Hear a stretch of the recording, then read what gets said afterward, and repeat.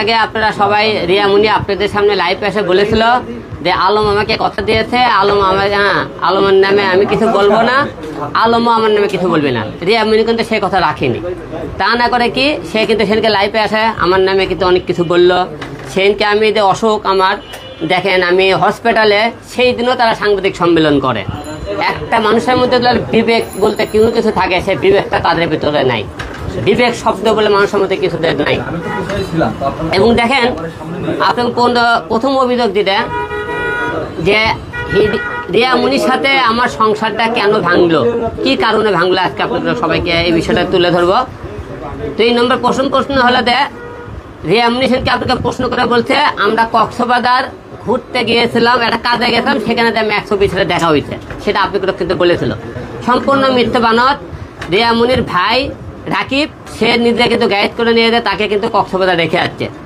ম্যাক্সবি এবং হলে রিয়া তারা একসাথে কিন্তু কক্সবাজার গিয়েছে, যাই হোক কিন্তু হোটেলে দেখা মনে করেন। আমি তো জানতেছিলাম না, বৈশাখী টিভি নিউজ করার পরে কিন্তু আমি জানি।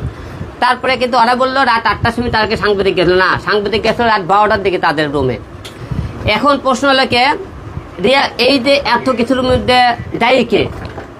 ম্যাক্সবি আর বলে যে আমি নাকি তার সংসার নষ্ট করছে, আমার জন্য এত কিছু, আলমই সব কিছু দায়ী।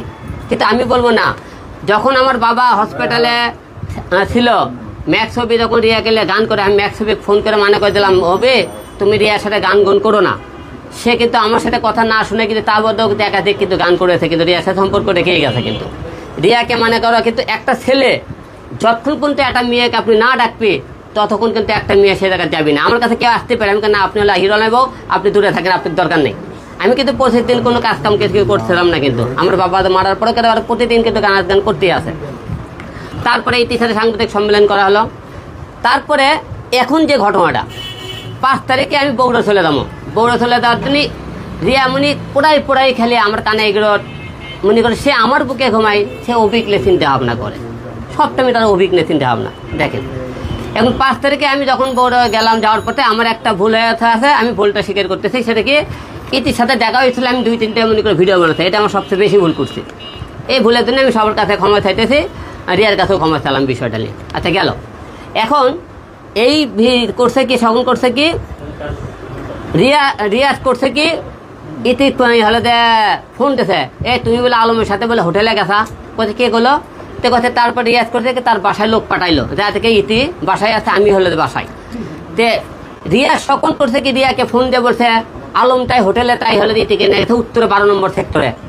রিয়া আবার করলে কি, এবং করে এতে 12 নম্বর সেক্টর থেকে তারা বগুড়া চলে দেবে কালকে, এই কথা বললো। রিয়া দেখেন একটা মেয়ে কতটা মনে করে তার মাথা ঢোলাই করলে কতটা জ্ঞান বুদ্ধি হয়। যখন তোমাকে বললো হিরো আলম উত্তর 12 নম্বরে ইতিক নিয়ে একটা হোটেলে আছে, আমি যেটা তোমাকে ধরি, তোমরা গেল না কেন রিয়া, তুমি ওই জায়গায় ধরলা না? তা না করে কি ওই